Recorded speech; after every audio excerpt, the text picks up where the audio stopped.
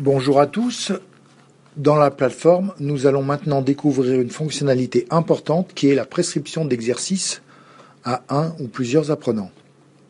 L'intérêt étant pour l'apprenant de devenir le plus autonome possible et pour le formateur de pouvoir assigner à distance des exercices à faire sous forme de devoirs qui sont envoyés dans la boîte mail du patient.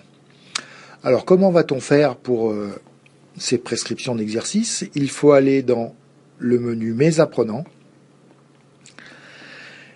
et dans ce menu, voilà, qui est ici, dans ce menu, cliquez sur l'apprenant de son choix et dire je vais prescrire un exercice à cet apprenant.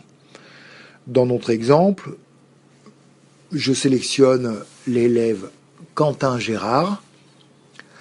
Je clique ensuite prescrire des exercices.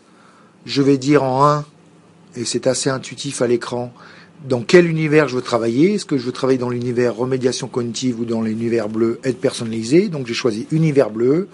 Le domaine que je choisis, lecture et vocabulaire. Et là, je choisis un exercice de code de la route. Les exercices du logiciel code de la route s'ouvrent dans le panneau 4 exercices et je choisis priorité et croisement.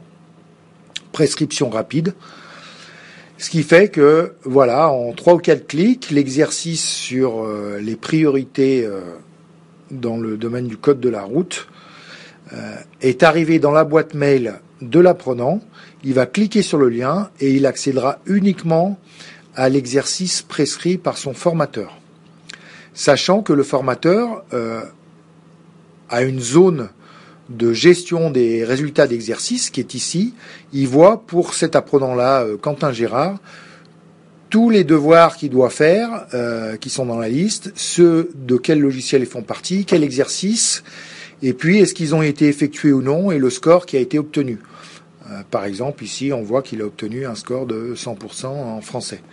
Donc ça permet de suivre à distance un ou plusieurs apprenants en prescrivant des exercices, le but étant que le jeune devienne le plus autonome possible et puisse s'entraîner aussi seul en dehors de la présence du formateur.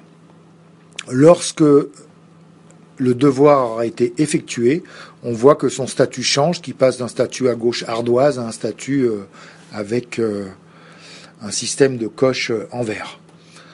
Voilà, merci de votre attention, à bientôt pour découvrir un prochain module.